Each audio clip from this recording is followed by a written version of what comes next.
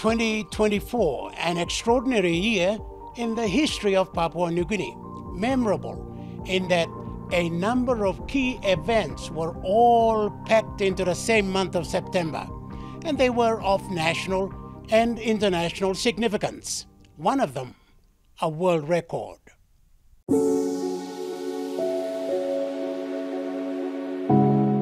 It began on the 6th with the arrival of Pope Francis for a 4-day pastoral visit. The head of the Catholics worldwide reached out to those on the periphery with a message of unity, tolerance, love, and care. The theme became the spiritual cushioning for a country facing tough economic times with high crimes and natural disasters.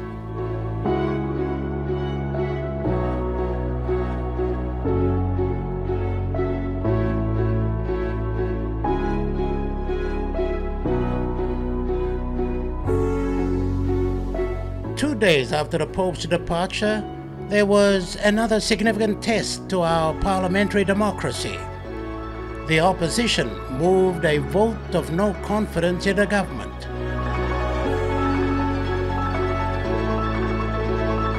Prime Minister James Marape eventually prevailed.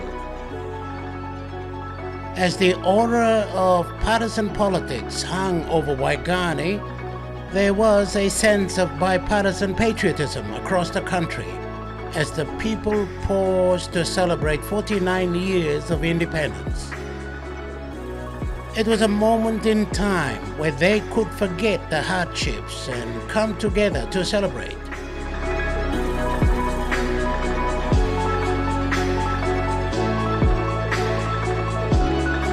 And to cap it all off, a round-the-world flight that began and ended in Papua New Guinea. We were not only close to the Chinese border, we were also quite close to the North Korean border. Two elderly pilots, Bob Bates, aged 84, and Barry Payne, 77, broke the world aviation record as the oldest combined age of 161 years to fly around the world in a single-engine airplane.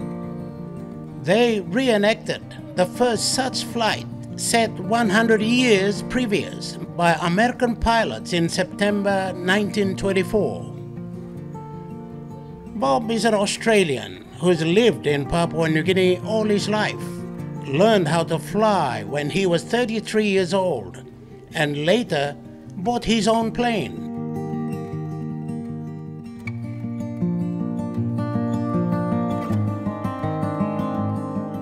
In the course of his aviation adventures, Bob flew all over Papua New Guinea and also to every continent in the world except Antarctica.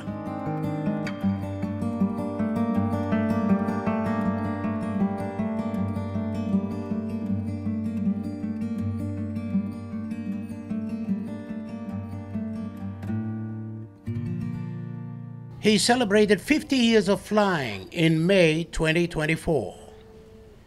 Barry Payne is a Kiwi, started flying when he was about 20 years old with the New Zealand Air Force in 1963. He later flew rotors and fixed wings in Papua New Guinea. Barry also had his own plane and, together with his wife Sandra, became the first New Zealand Earth-rounders in 2019 to celebrate their 50th wedding anniversary.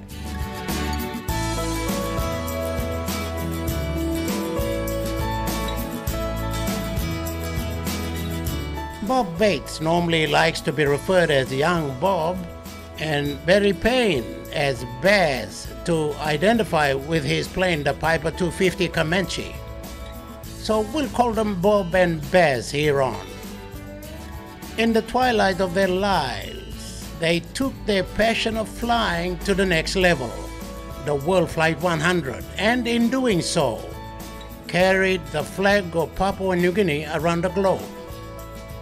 The urge for more adventure appears to increase with age for them, and they are not alone. Bob and Baz are members of an exclusive world aviation club known as UFO, which stands for United Flying Octogenarians. It's a club for the boys, pilots, 80 years old and over, and still flying. At 84, Bob is a qualified UFO. Baz, at 77, has yet to be initiated and remains as a wingman for now. He incidentally turned 78 a day after completing the centenary flight, so it's 2 more years before shifting from wingman to UFO. Before the World Flight 100, Bob and Baz had a combined 105 years flying experience. It's a passion, and as I said earlier, the personal chemistry between 2 aviators and the dedication to fly around the world, that's a special thing.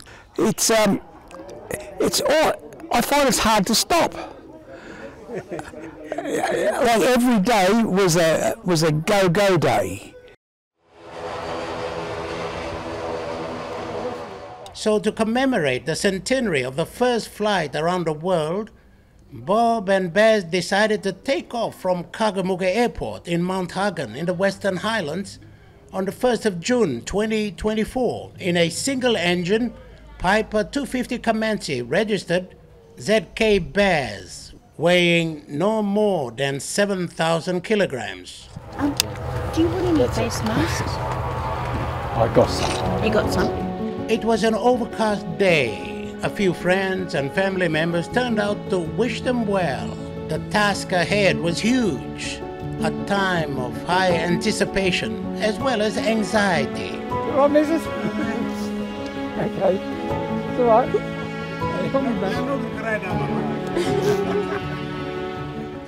The significance of the moment, though, was palpable. Thank you very much for putting PNG on the map. You're flying from here, put our country on the map, and I thank you very much. Thank you. At a very young age, you're really going to be wonderful for the country and for the world. Everybody, all over you travel, I think they'll be waiting for you. They will, and they'll be asking questions at Papua New Guinea, and we'll be pleased to tell them also. We're not aware of anyone else that's doing a flight to commemorate the 100 years of the first flight around the world. And of course, there's no one else our age that's doing it, or maybe never attempted it before. So you're 84. What about you, Barry? You are... I'm 77. Oh, you're pretty young, Barry. I know. Well, I had to have some way to keep you under control. Oh, yeah, but over to 77 again. Oh, it's an amazing trip. I would love to do something like this, but Inspiring. yeah, very inspiring. He doesn't just talk about doing things, he always carries through and gets them done. I got the monkey. You got the monkey there? got the monkey. Look at the monkey. Look at the monkey. Monkey kangi. This World Flight 100 would not be complete without the mascots. 2 monkey replicas of those used by the first aviators in 1924. The first flights around the world had a monkey mascot with them. And Bob and I have a monkey mascot each, and it will come back to Mount Hagen on the 28th of September. Mascots placed, Bob and Baz looked every bit fighter pilots in their flight suits as they strapped in to take on the world. Thanks, John. Thanks, John. Yeah, thanks for everything, John.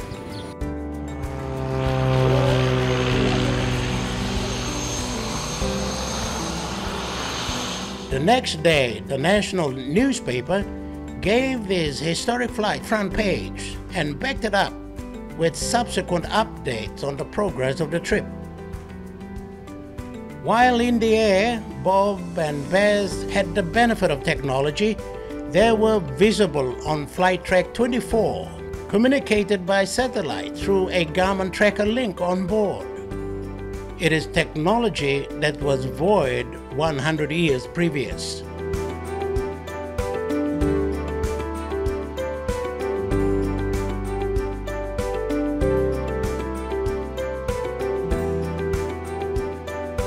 The first flight had its moments. There were 4 Douglas air cruisers with a total of 8 crew. They departed Seattle in the United States in April 1924, the first to circumnavigate the world by air. This triumph, however, came with it tribulations. On April 6, 1924, the 4-plane World Flight Armada biplanes named Seattle, Chicago, New Orleans, and Boston took off from the shores of Sandpoint, now Magnuson Park, in North Seattle. They headed north to British Columbia and Alaska, then along the Aleutians, across the North Pacific to Asia. Turning south to Japan and China, they would then head toward India, Pakistan, Iraq, Turkey, across Europe to Iceland, Greenland, and North America. Despite logistical support, the flyers would be relying on their experience, using paper charts and visual flying. They were exposed to the elements, blizzards in Alaska, dense fog, rough seas, parboiling heat in Southeast Asia. If they crashed, they would be on their own, as they would soon find out.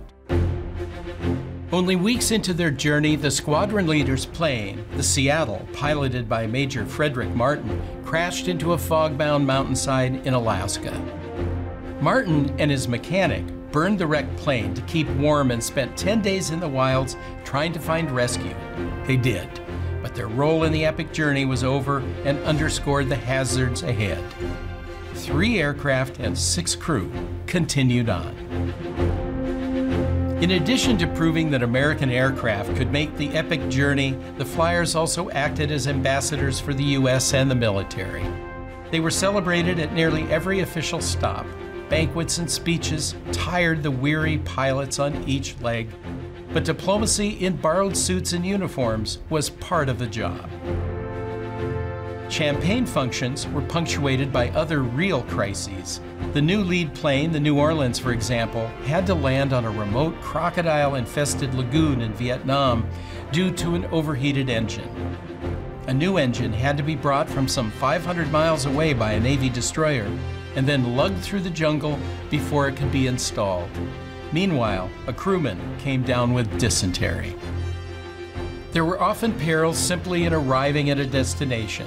Crowds of people might paddle or swim out to the planes and press in or climb on the machines, threatening to sink or overturn them. Crowd control was often made through hand gestures or, in at least one instance, scaring folks off by firing a pistol. The wonder of flying machines inspired awe and sometimes too much curiosity. Another plane, the Boston, lasted until Iceland but was ditched and sank in the North Atlantic, though the crew was saved. When the remaining 4 flyers and 2 surviving planes arrived in Labrador at a place called Icy Tickle, they could smell home. In Washington, D.C., they were greeted by President Calvin Coolidge, who waited for them in the rain and even cracked a rare smile. They took a looping tour of the U.S. before flying up the West Coast to land at the finish line in Seattle, where they were greeted by 50,000 people.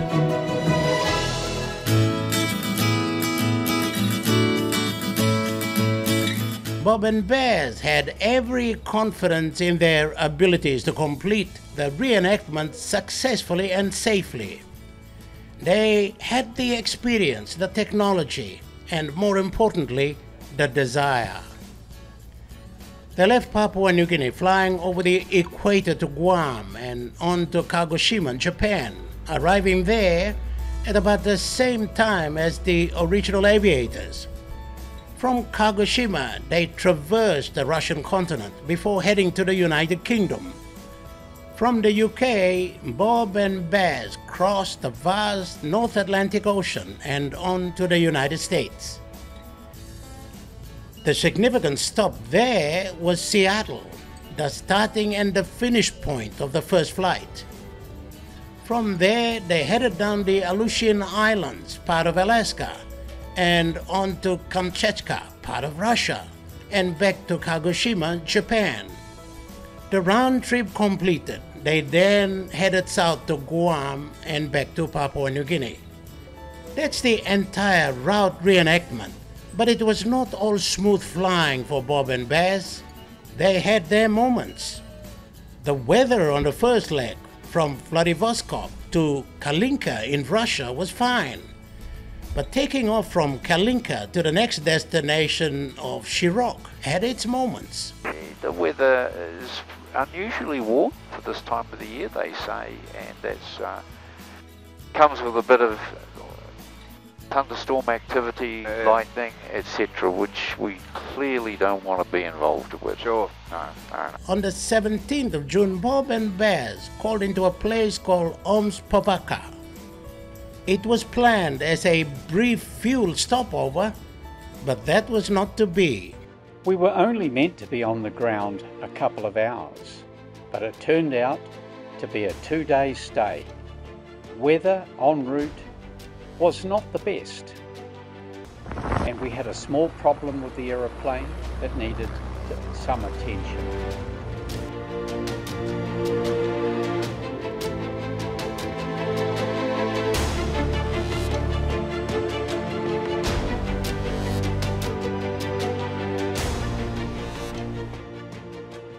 Another point of contention was the flight path that they negotiated. We have no intention of going over the border into China.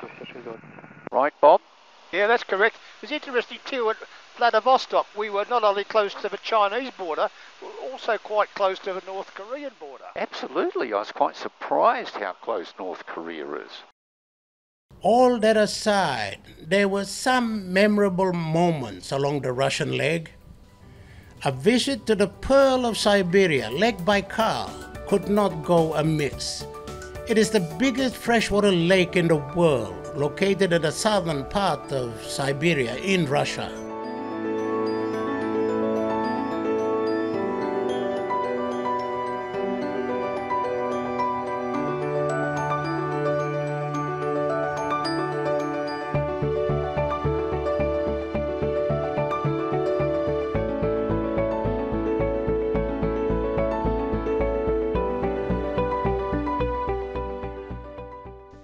More fresh water in that lake than all the Great Lakes of North America combined. Yeah. It's amazing, Bob. It's amazing. Another excitement was time off, 4 days, to simply become tourists in the Russian capital, marveling at the cleanliness of Moscow, and mingle with the people up close. So the cell of Yevdokimia Lapukhina, she was the first wife.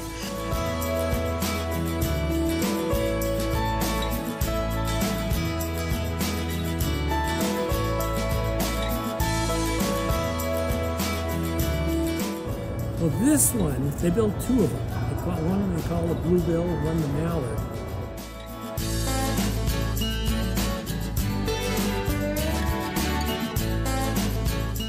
And everywhere I look, it's clean. We're on the river last night, the sun set, sparkling off the glass towers in the centre of the city. Pretty impressive. In fact, the whole place is something that I was not expecting. Flying through Russia took just a little over a month. They made 16 stops. You know, we've been so looked after. Yeah. And everybody's been very, very accommodating, and I think even the air traffic controllers are probably looking after us a little bit too.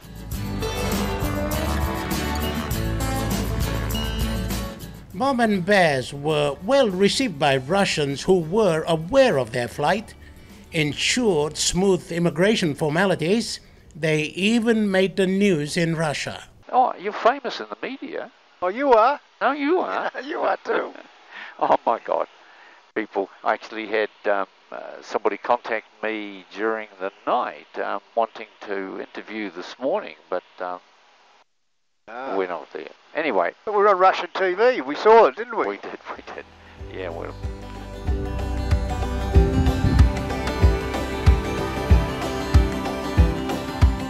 By the 3rd of July, 2024, Bob and Baz cleared Russia and arrived in Brighton Airfield in the United Kingdom.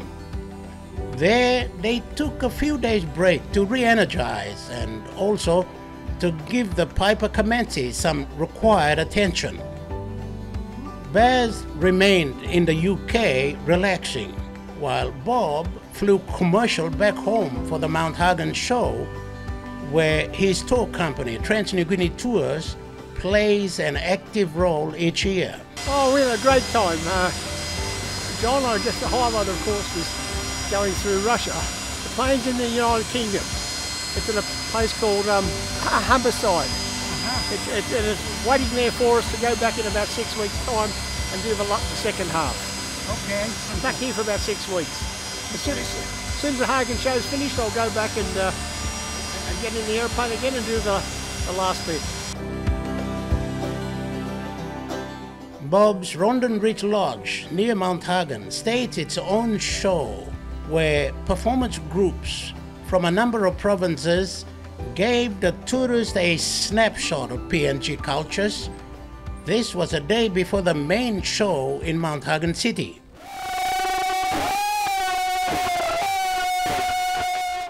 With the show over and a few days of well-earned rest, Bob returned to the UK in mid-August to team up with Baz to complete the North Atlantic, the US, and the Pacific legs of World Flight 100. When do you expect to finish now that you're restarting it? Well, we hope to be back in Mount Hagen on the 28th of September. Now, the 28th of September is a significant day because on the 28th of September 1924, that's exactly 100 years ago, that was when the first people who flew around the world got back to their starting point in Seattle. And we're getting back to our starting point on the same day, the 28th of September, but we're going to get back to Mount Hagen. Joining up with Barry at Brighton in the United Kingdom, the two hit the airwaves again on the 24th of August. They crossed the North Atlantic, making at least 6 stops that included Iceland. A day later, Bob and Baz were in Canada, poised for the United States leg that included Seattle, the original departure and arrival point of the first flight. They made at least 12 stops in the United States, following very much the same flight path. Their reenactment was news at various stops, all the way to Seattle. UFO members kept the publicity machine active through the print and electronic mediums. An octogenarian aviator duo are following the trail of the very first flight around the world exactly 100 years after it took place, but are making at least one side stop. The Pacific leg also retraced very much the original route down the Aleutian Islands, part of Alaska, United States, to Kamchatka, which is part of Russia, and on to Kagoshima, Japan. The home run from there included Guam, back to Papua New Guinea, and Mount Hagen, the starting point.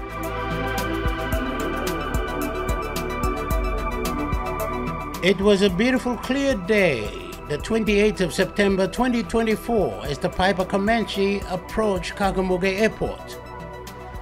The touchdown went down in the history books of aviation in Papua New Guinea and the world. As friends, well-wishers, and dancers lined the edge of the tarmac, the two aviators returned home to a hero's washdown salute by the National Airports Corporation. Happy to be back home acknowledgements from Bob and Baz. First to welcome them home was former Prime Minister Pius Wingti, who comes from Mount Hagen. Hey, Baz! Good to see you. Welcome, Baz. Good to see you, man. Good to be back. It was an exciting moment, stupendous, as friends, family, and cultural groups relished on the achievement.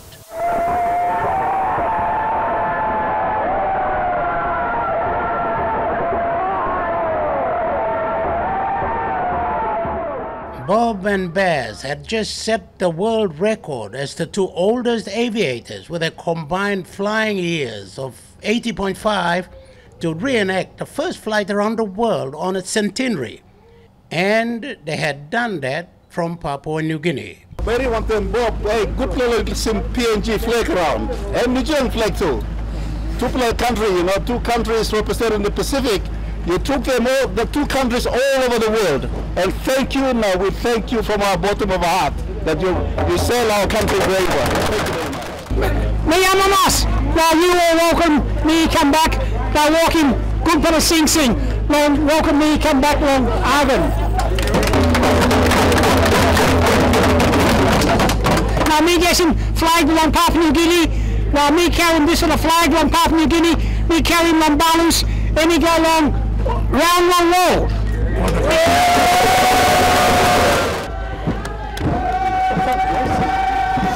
How is it? How do you feel? Very good, thank you. It's lovely to be back in Mount Hagen.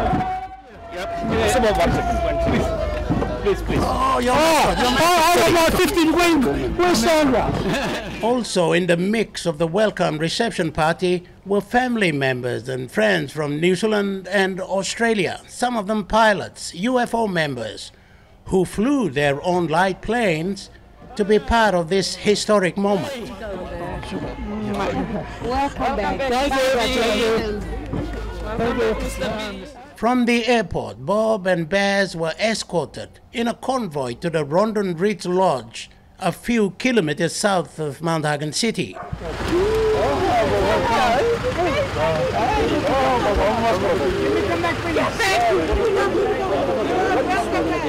Bob is much loved and respected by the local communities of Mount Hagen that surround the Rondon Ridge Lodge.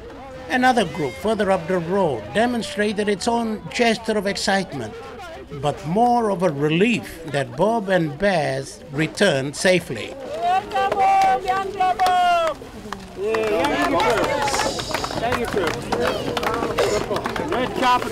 And at the front of the lodge, the last of the welcome home party.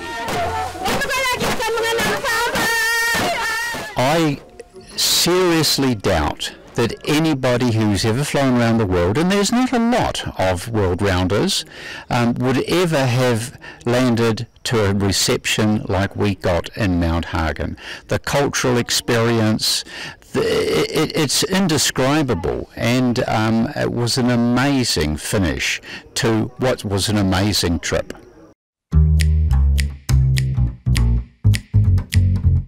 As everyone later mingled and exchanged for lunch, the last of Barry Payne's family members arrived. Son Gigana and his wife Stephanie arrived from New Zealand to be part of history. It was fantastic, absolutely fantastic. It's been following them every day on the tracker, reading the blogs and doing a few emails and texts. So. And where did you come from? We come from Twizel in New Zealand, South Island. So you came all the way from New Zealand to see your father and Bob land. Yep. Have you been in Mount Hagen before? Yes, about 40 years ago. Later that evening, Bob and Baz relived their experience to a captivated audience at a welcome dinner. Bob and I were just sitting. It probably was over breakfast in my house in New Zealand, and the comment was made that Sandra and I, at the time, were the oldest combined age crew to have ever flown around the world. And Bob and I looked at each other and said, well, if we did it, we'd beat you. And so we did, and a combined age of 161 years. Will this world record ever be broken? The simple answer is yes. Only if Bob and I do it again. I'm 84 years young, and while ever I am fit and healthy, I will just keep doing whatever I can. That means their wings are not trophies on the walls. Not yet. That's us. Yep, we do. Yep.